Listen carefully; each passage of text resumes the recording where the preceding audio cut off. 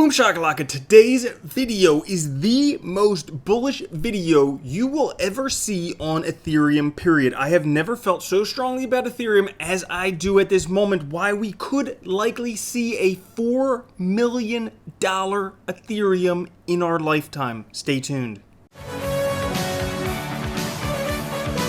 What's up everyone, Randall here from Crypto Love. Today's video, we are talking about Ethereum, the buying opportunity of a lifetime. Right now, many people don't really care about Ethereum. They don't see it having big gains, and they just don't flat out care. But in today's video, we're going to take a look at why Ethereum is likely the buying opportunity of a lifetime, why it will likely reach $4 million in our lifetime, and exactly why. Before we get into that, guys, make sure to like, subscribe, click the notification bell. Now, for those of you who are new to Bitcoin and cryptocurrencies, you might not have heard of Ethereum. I don't think that's anyone. I think everybody's probably heard of Ethereum. But one of the recent things that happened was the Ethereum Berlin hard fork. Now, this is something that incorporated 4 optimizations aimed at gas efficiency and improved security. Because specifically, Ethereum has some problems. Scalability is an issue. People talk about that. Exceptionally expensive transaction fees. People talk about that stuff. So they had some 4 Ethereum improvement protocols that were introduced. So EIP 2565, which reduces gas costs for a specific transaction type that uses modular exponentially. You can read all of those things. So most recently, the Berlin hard fork. But so much is happening for Ethereum right now, and Ethereum is so poised to make absolutely exceptional gains versus Bitcoin and versus many other altcoins out there that we have to talk about that stuff in today's episode. So, first thing, just looking at the charts. I don't look at Ethereum versus US dollars. Not really worthwhile to do, because we know Bitcoin's going up. If an altcoin doesn't gain compared with Bitcoin, just not worth holding. But Ethereum right now is in this ascending channel right here. It's a little bit of a megaphone channel and is broken through the 23.6 fib here. So next place it could likely go would be the top of this, or potentially the 38.2 fib.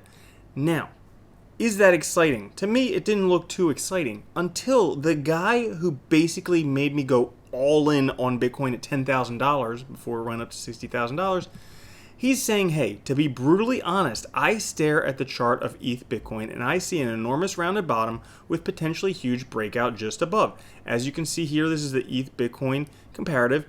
We have basically a cup and handle, very bullish pattern. And he went all in on Bitcoin at $10,000. It rode all the way up to $60,000.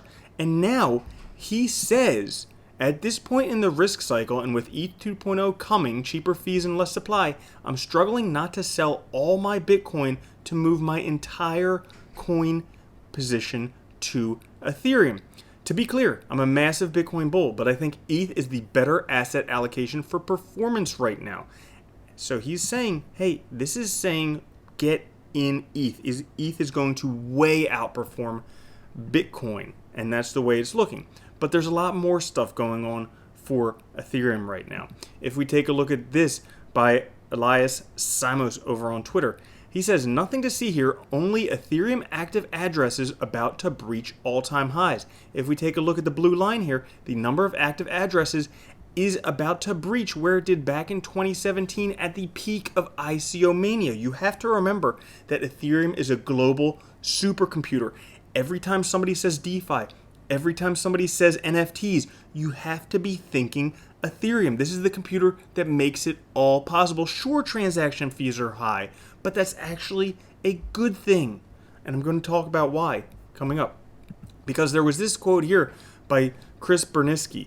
He says, analyzing past multiples of network revenue, Arthur Hayes is telling us $10,000 is too conservative for Ethereum. And now generally, I don't listen to Arthur Hayes because, you know, BitMEX didn't really work out too well, kind of had some issues with that, but I read the article because that's important to do, to actually read. And the article is called, Yes, I Read the White Paper. Now he goes in, he talks about how he's working with some footballers and they're all trading, day trading, all this stuff. They're asking him, what's the best coin? How do I make millions in just 2 hours? And he says, hey, have you ever read the Bitcoin white paper? And none of them said yes. But basically, I'll summarize this for you because there's a lot of really important information in here. So first off, he says the main thing, if you bought Bitcoin at the 2017 highs of $20,000, by late 2018 you were down close to 90%. But if you held that until today, that investment is up 3x, which still beats the percentage growth of the Fed's balance sheet. And this is the important part. I will keep reminding everyone that the metric to beat is monetary base expansion. If you lag that, you're losing. Most people don't realize this right now. People just see their free money that they're getting. They just see their stimulus checks that they're getting. They don't realize that we are having unparalleled monetary base expansion going on right now. If you don't know what I'm talking about, in 240 some years of the United States, since 1776, the U.S. printed $4 trillion worth of money. Okay? If you take a look at this graph, all that time, in 240 some years, okay, printed $4 trillion. Guess what? Last year alone, more than 4x'd that, up to $18 trillion. That's what he's talking about with monetary base expansion. But this isn't even the good part, because then he goes on to say that, hey, we have an outdated banking system. If you take a look at this chart here, this shows the banking system in the U.S.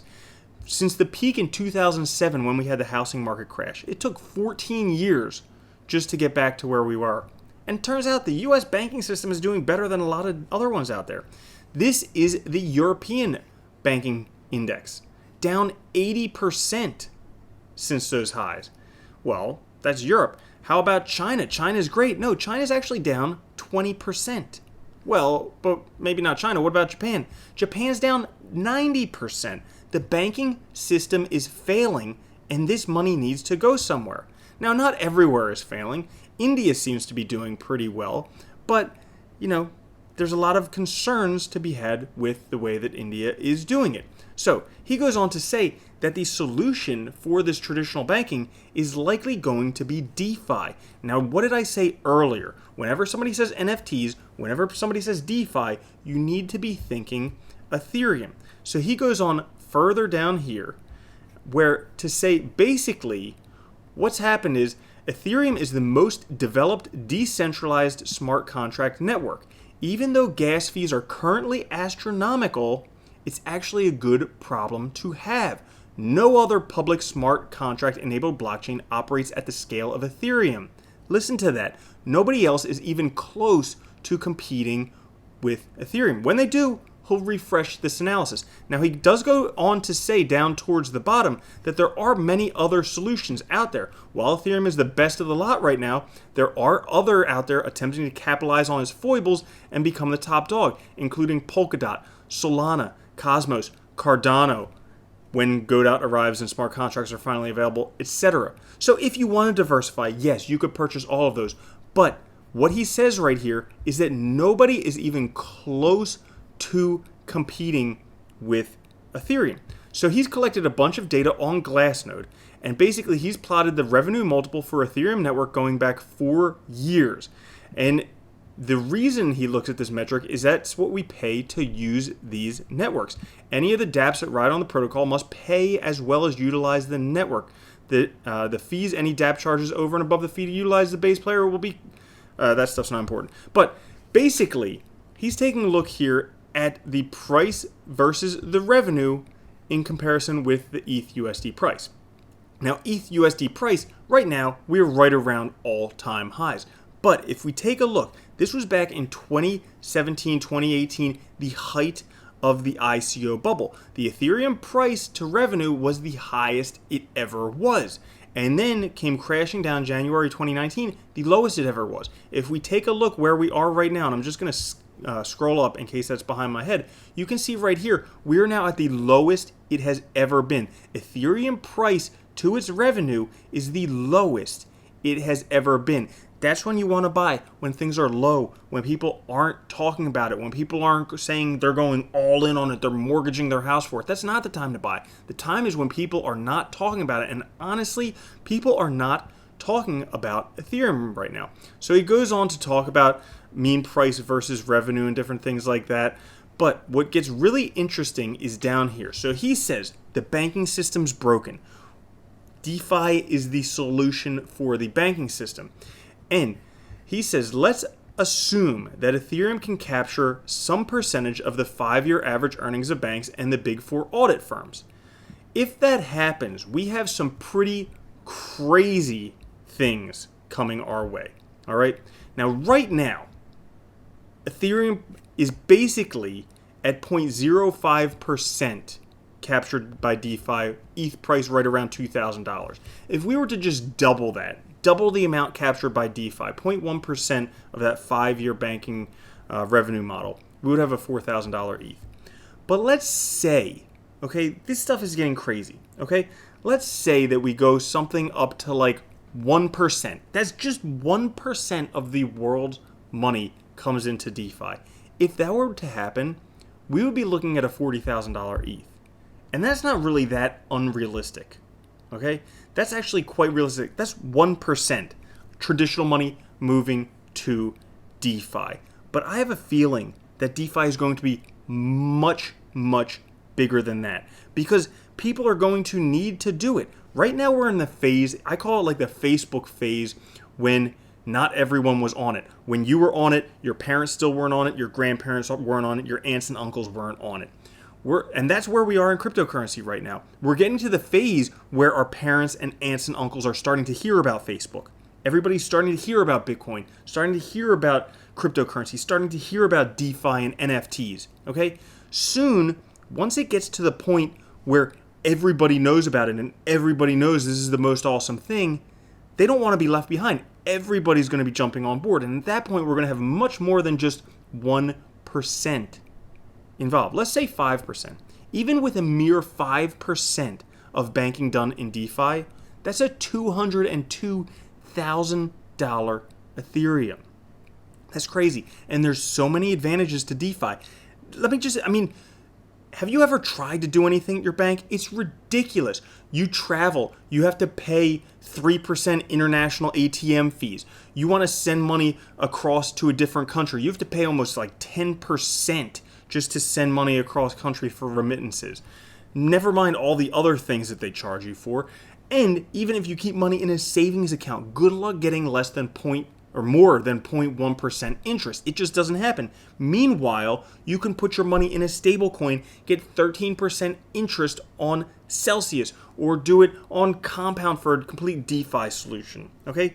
Now, I know this is going to be bananas because we're talking about 5% being a $202,000 ETH. I think that is totally 100% achievable. 100% we can see that in our lifetime. But here's the thing that's crazy. Let's say we get like 25% of market saturation with DeFi on ETH. Let's just say, okay? That would actually be a $1 million ETH. Guys, have you ever wanted to be a millionaire? Buy 1 ETH and hold it, because that could likely be coming in our lifetimes. And really, if this thing takes off, we get 100% market saturation, guess what? A $4 million ETH. Guys, this is like crazy money for ETH. Absolutely extraordinary. I know it's out there, but it's totally possible. And he says, hey, there's a lot of other projects out there that you could look at too. If you want to diversify, you could get a few of them as well and just hold on to them. The solution is DeFi. It's been out there. I've never been much of a fan of Arthur Hayes, but after reading this article, and I highly recommend you guys read it, I'll post a link to it down in the pinned comment, you guys can check this out because it is pretty freaking awesome. The numbers don't lie. So that is why, right now, this right here and also this right here are the reasons why I am the most bullish I have ever been on Ethereum, period. I have never been so bullish on Ethereum. It's been waiting. Nothing's been happening. Guys, these are the times you want to buy while it's still quiet, while everyone isn't FOMOing in. So, not financial advice, not telling you what to do with your money, clearly. But thank you guys for watching. If you did enjoy that, make sure to like, subscribe, click the notification bell. Also, special thanks to Crypto FOMO because I did get a lot of the information like this article from him. So I will catch you guys later. Have a good one. Peace.